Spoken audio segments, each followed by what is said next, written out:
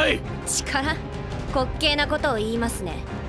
よもや私と同じ土俵で勝てるとうぬぼれているのですか。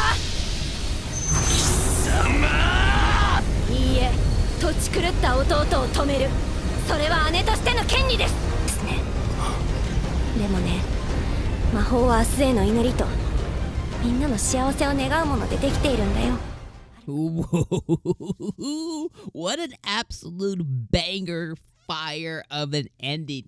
This freaking episode gaslit me. It gassed me up. It gassed me up. I'm over here. I'm like, ooh, I'm gassed up. And then they're going to go like this. And then the episode's just going to end. I was like, no. I think I literally, no BS. I literally snapped on my desk. I'm sorry for the noise. I literally went like, no. I was so mad. All right. Episode 8, absolute fire. Like, this episode is exactly what I've been looking for. If you've been following my content over the last few episodes, one of the things I've really been hungry for is the motivations and the thing that really drives 𝐜𝐴LGARD. What is up with this dude? You know what I mean? Is it hatred for his sister? Is it conscientiousness of him just simply failing as the next king? Is it him not truly being backed? Is it him potentially being ornamental, like he said, or a figurehead? Is it his inadequacy in comparison to his sister? Is it the fact that the kingdom is still kind of behind Annis being the next queen of the kingdom, even though she's renounced her title, even though she doesn't have magic, like, they would still choose her over 𝐜𝐴LGARD. It's a culmination of all those things, but he is so much more and so much more complex, and wow, a testament to really great writing, you know, in my book, right? In my book, when it comes to anime, when it comes to movies, when it comes to shows, whatever, a testament of really good writing is basing your characters, even when they have a lack thereof, basing your characters within humanity. What do I mean by that? It's like, at the end of the day, we all have different things that drive us as humans, as a person, right? Like, you can't inherently say someone's motivations are completely evil if you don't understand where it's coming from, right? So, like, there are certain other anime out there right now, and I'm trying to think which one. What was the one that I was watching? No. I was playing a game recently, and it was Hogwarts Legacy, the new Harry Potter game or whatever. And there's a character in there who is basically willing to dabble with evil. Like, I'm telling you, some evil ass stuff. And he's doing it because he's trying to save his sickly sister who had a curse put on her. And outside looking in, you just see this dude, you know, messing with evil, messing with dark arts, messing with, like, bad juju. And you're like, that needs to stop. He can't do this. You know, it's unfathomable. It's irrehensible. Like, there's no way that this man you can't do this. But the inside looking out is like, I need to do this. If I don't, this person that matters more to me than anything else in the world is going to die.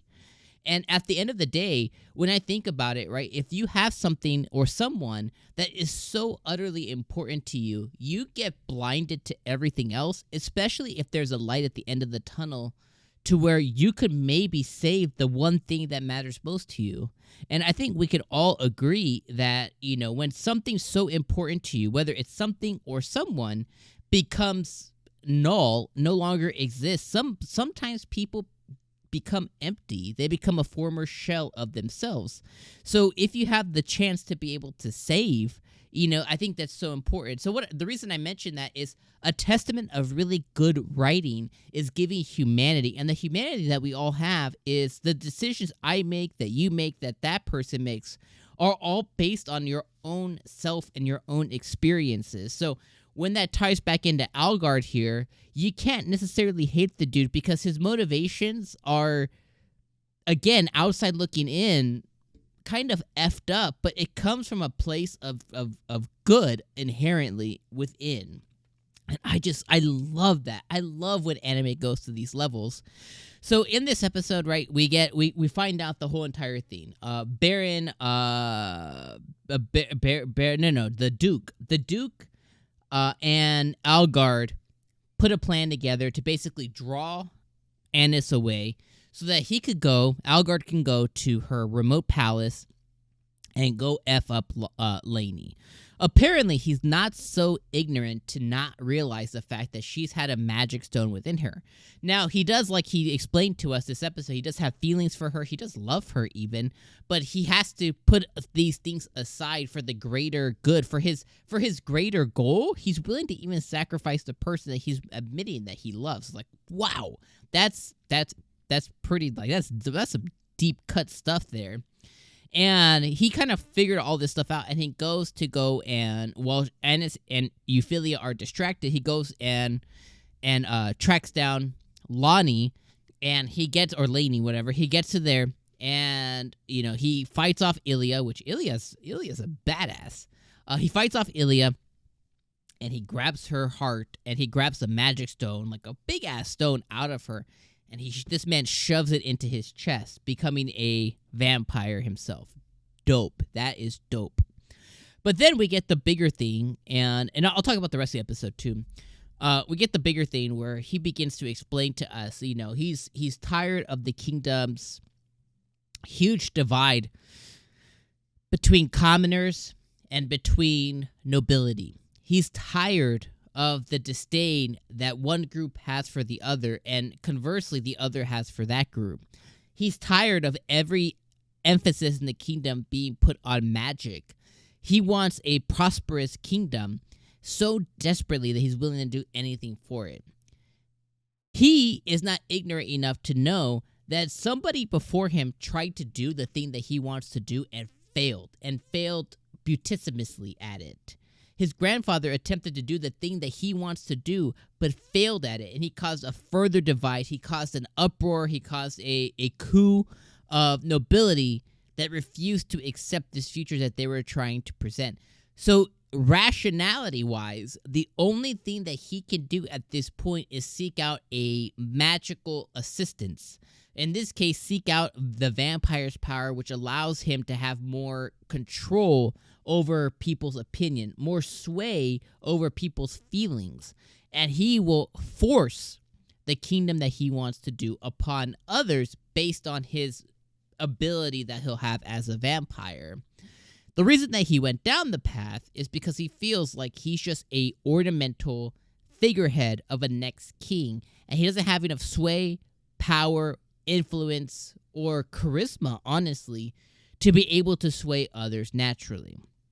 Now, Annis obviously doesn't believe that, but she's also ignorant in her own right because she's been in her own world, in her own bubble, and she has not witnessed the things that her brother has gone through. Now, at the end of the day, as they're beginning to fight, there are some things that became really evident. Annis still loves Algard. Algard still loves Annis. When Annis begins to fight, she doesn't fight as a princess or anything. She's like, I am your older sister.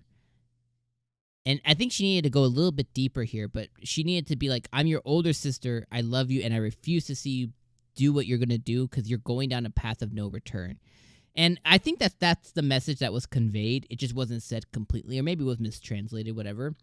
But, like, I really felt like that moment that she shared there really resonated with an Algar. He's like, damn, you know? And I hope that this fight, that good comes out of this fight. Because I really think that, like, Annis, yes, she needs to be in her bubble. Yes, she needs to be herself. Yes, she needs to go dermatology. Yes, she needs to, but she needs to also be a better older sister. And I think previously, she thought giving up the throne and leaving Algard to it was the best option for her to do that. But she simply can't. She has to be more involved now.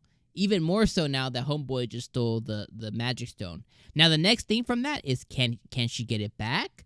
Will he die now? Does she have to allow him to be a vampire? Can she save Lonnie? Is there a different alternate magic stone that she could provide her? There's so many questions. Is Lonnie gonna die now? There's so many questions that we have.